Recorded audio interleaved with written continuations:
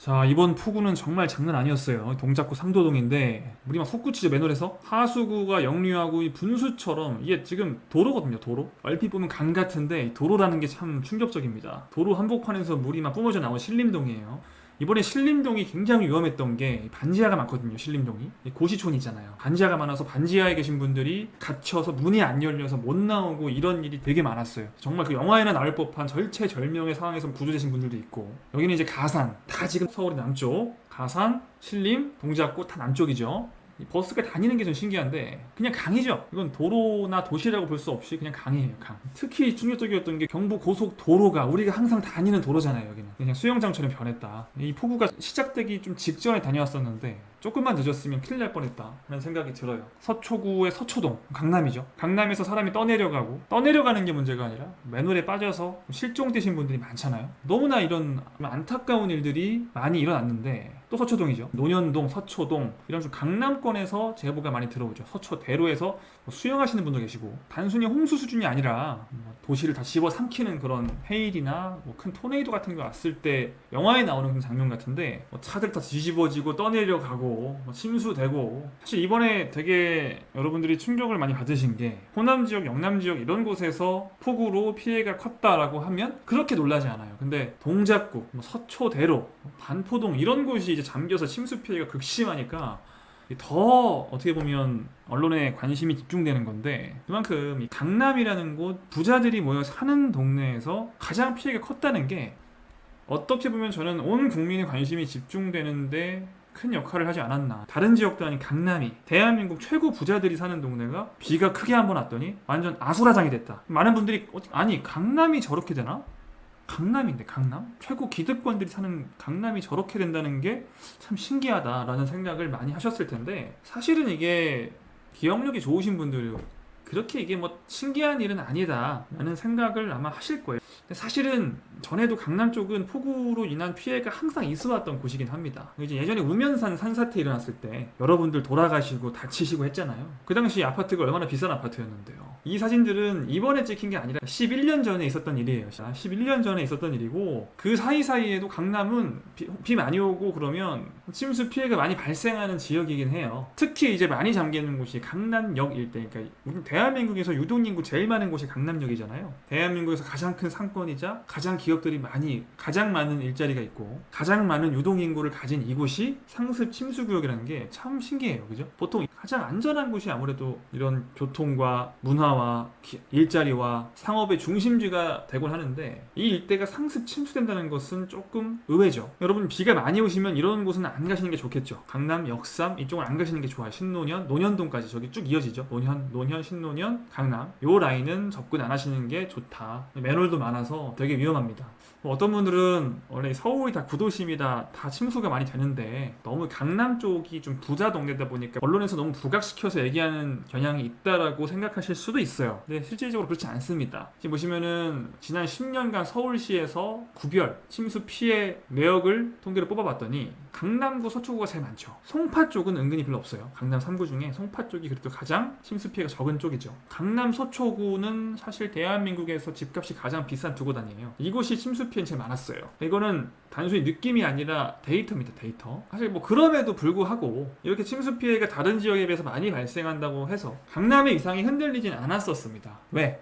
뭐 어차피 몇 년에 한 번 정도 있는 일인 것 같으니 10년, 뭐 좀 작은 것까지 하면은 한 3, 4년에 한 번 정도씩 그냥 좀 피해 입고 마니까 뭐 그때만 좀 넘어가면 괜찮지 않나. 어차피 그 외에는 참 뭐 살기 좋은 곳이고, 가끔 한 번씩 오는 이런 일이 있을 때만 조금 조심하고 그러면 되지 않나라고 생각을 하게 되는 거죠, 사람이. 근데 만약에 앞으로 이런 일이 훨씬 더 자주, 지금은 몇 년에 한 번씩이라고 하지만 만약에 매년 일어난다면, 그러다가 매년 한 두세 번씩 이제 발생을 한다면, 만약에 그게 점점 늘어서 대여섯 번으로 늘어난다면, 그러면 과연 이렇게 안일하게 생각할 수 있을까라는 생각은 슬슬 해보게 되는 것 같아요. 물론 뭐 저는 기상학자가 아니지만 이걸 뭐 제가 예측하는 건 전혀 아니고, 세계 곳곳에서 이런 일들이 일어나고 있어요. 세계 곳곳에서. 이게 우리나라만 일어나는 일이 아니라 전에 없던 홍수 피해, 침수 피해가 전 세계에서 훨씬 더 자주, 훨씬 더 많이 빈도수가 높게 발생하고 있거든요. 이렇게 도시가 강이 되는, 호수가 되는 일들이 많다고요. 이제 과학자들은 기후변화가 원인이라고 하는데 그게 맞다면 앞으로 점점 이 횟수는 기하급수적으로 증가한다고 하거든요. 그러니까 지금 이런 일이 3, 4년마다 일어난다면 몇 년 더 있으면 이제 진짜 1년에 한 번씩 매년 이런 일이 반복되는, 올해와 같은 이런 무시무시한 일이 매년 반복될 수 있고, 조금 더 지나면 정말 이제 1년에 2번 이상 자주자주 발생할 수 있다는 거죠. 이게 대여섯 번이 되면 실질적으로 거의 복구하면 홍수나고, 복구하면 홍수나고, 복구하면 홍수나는, 도저히 여름에는 살 수가 없는 그런 상태가 될 수도 있다는 거예요. 그렇게 된다는 건 아니고 한번 생각은 해볼 필요는 있다는 거예요. 기후변화는 이제는 우리가 아무리 부정해도 부정할 수 없는 현실이기 때문에, 만약 그 과학자들의 말이 맞아서 그게 현실이 되면 과연 그게 또 우리 부동산에는 어떤 영향을 줄 것인지. 이 강남이란 곳은 정말 특단의 조치를 취하지 않으면, 만약에 매년 뭐 대여섯 번씩 이렇게 폭우가 온다고 하면 그때마다 잠길 수밖에 없는 지형이라고 합니다. 이게 뭐 누가 잘못해서 이런 것보다도 지형적으로 이렇게 좀 분지 형태인 거죠. 우리가 아마 운전해서 가보신 분들은 그래서 길이 그렇게 생겼구나. 솔직히 강남역으로 운전해서 가는 거는 정말 하고 싶지 않은데 가끔 가야 될 일이 있잖아요. 가다 보면 이렇게 좀 언덕에서 쭉 내려가는 경우가 많죠. 어디서 접근을 하든지.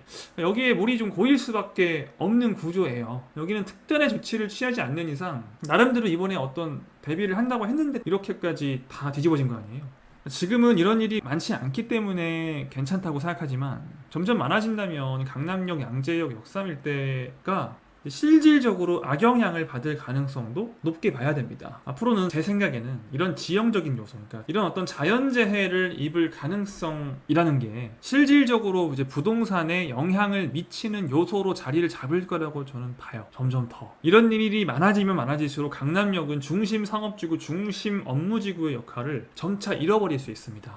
지금 사실 어떻게 보면 이미 강남의 중심은, 강남 업무지구의 중심이 지금까지 강남 역삼, 논현동 일대였다면 슬금 오른쪽으로 옮겨가죠. 이 테헤란로 따라서 쭉 옮겨가고 있어요. 오른쪽으로 점점. GTX 어디에 들어와요? 삼성역에 들어오죠. GTX가 삼성역에 들어올 때 강남역으로 안 들어오네? 라고 생각하시는 분들도 분명히 있을 겁니다. GTX A 노선, C노선 다 삼성역으로 들어오죠. GBC, 삼성동, 잠실동이죠. 삼성동부터 해서 오른쪽 잠실 쪽으로 강남의 중심이 슬쩍 이동하는 모습이 보여요. 업무지구의 중심이. 앞으로 강남 쪽의 개발 계획들을 보면 삼성동, 잠실 쪽이 많죠. 약간이지만 오른쪽으로 이동을 한다고요. 강남구, 서초구 중심에서 강남구, 송파구 중심으로 업무지구가 많이 이동하는 모습을 이미 볼 수 있는데, 이 현상이 정말로 이 기후 변화 때문에 조금 더 촉진될 수도 있겠다라는 생각이 듭니다. 최근에 사실 잠실 쪽 집값들이 조정을 많이 받았잖아요.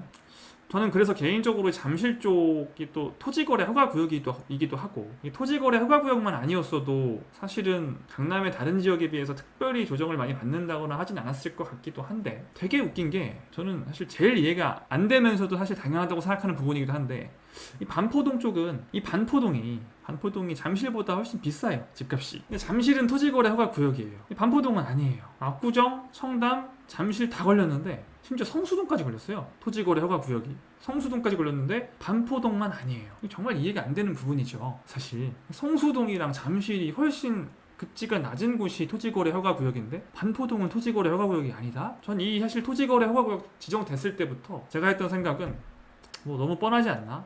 이거 제가 예전에 올렸던 영상에서 나와요. 권력자들이 어디에다가 집을 가지고 있는지를 보면 너무 간단합니다. 제가 전에 찍었던 영상인데, 전 국회의장님, 전 원내대표셨는데 최근에 또 나오셨죠. 비대위원장으로. 어디에요? 반포동, 반포주공, 반포 아크로 리버파크, 반포 한신설에 압도적으로 반포가 많더라. 물론 강남 전역에 걸쳐서 다 가지고 계시지만 압도적으로 반포동이 많아요. 압도적으로. 정치인들이 집을 가장 많이 가지고 있는 곳 하면 반포동입니다. 이 반포동이 보시면은 여의도가 여기고 반포동이 여기 아니에요. 강남의 다른 지역들에 비해서 가장 가깝죠, 반포동이. 여의도에서 출퇴근하기에 가장 좋은 강남의 지역이에요. 정말 웃기지 않나요? 당연한 거였네? 하는 생각이 들죠. 이 영상을 보시는 분들 중에 강남 쪽 투자를 생각하시는 분들은 많이 없을 거예요. 많이 없겠지만 저는 이왕이면 이 강남역 쪽 주택은 좀 말리고 싶습니다. 그러니까 예를 들어서 서초동이나 역삼이나 논현동 쪽 있죠. 여기 요 안에 내 집 마련하시는 거는 뭐 굉장히 큰 돈을 들여서 내가 인생 걸고 하는 건데 이쪽은 저는 좀 그렇게 추천하진 않아요. 압구정, 청담동, 삼성동 같은 곳들은 크게 문제 없을 겁니다. 사실 강남 쪽에서 최고 부촌이 이쪽이 아니잖아요. 압구정, 청담, 삼성 이쪽이 가장 부촌 아니에요. 반포동이랑. 현재 대한민국의 최고 부촌은 이런 피해에서 굉장히 벗어나 있을 가능성이 크고요. 역세권 쪽이 많이 위험하죠. 압구정, 청담은 너무 비싸다라고 생각하시는 분들은 지금 저는 제가 봤을 때 지금 강남에서 가장 투자 가치 높은 곳은 잠실 쪽인 것 같아요. 제일 많이 조정을 받았고 사실 토지거래 허가구역으로 묶여 있어서 좀 조정을 많이 받은 게 있기 때문에 이게 나중에 뭐 해제된다거나 하면 가장 수혜를 많이 받을 곳으로 보이고 역삼 쪽의 업무지구가 많이 넘어올 걸로 예측이 되기 때문에 장기적으로 봤을 때 투자 가치가 상당히 좋다라고 봅니다. 이렇게 우리는 부동산과는 전혀 관계가 없어 보이는 이런 일들도 한번 연관지어 생각해보는 습관은 필요한 것 같아요. 물론 이번 일로 피해를 보신 분들께는 어떻게 보면 죄송한 일이죠. 사실 죄송한 마음이 든다면 기부를 좀 해드린다거나 우리가 할 수 있는 건 그 정도인 것 같고요. 대신에 어떤 일이든 전 국민적인 관심을 집중적으로 받은 사건은 반드시 시장에 영향을 주게 돼 있어요. 이건 예외가 없습니다. 아무리 관련 없어 보이는 일도 마찬가지입니다. 코로나가 처음 터졌을 때 여러분 부동산에 엄청난 영향을 줄지 예상했어요? 처음엔 못했어요. 코로나 처음 터졌을 때는 이것 때문에 그렇게 부동산이 폭등할 거라고는 상상도 못했어요, 여러분. 하지만 빨리빨리 생각하시는 분들은 했죠. 예전에 보시면 2020년에 제가 찍은 영상이 있어요. 코로나 관련해서. 여기 링크 달아드릴 테니까 한번 보고 오시고 이 영상에서 나오는 수익금은 전부 다 그 수혜 복구를 위해서 기부하도록 하겠습니다. 그분들을 위해서 만든 영상이기도 해요. 자, 이렇게 평소에 하던 얘기와 다른 얘기를 하냐라고 뭐라고 하실 수도 있는데 죄송하고 가끔은 이런 얘기도 하겠습니다. 오늘 영상도 끝까지 들어주신 우리 구독자 여러분들 감사드리고요. 다음 시간에는 진짜 유익한 내용으로 찾아오겠습니다. 여러분 다음 시간에 만나요. 안녕.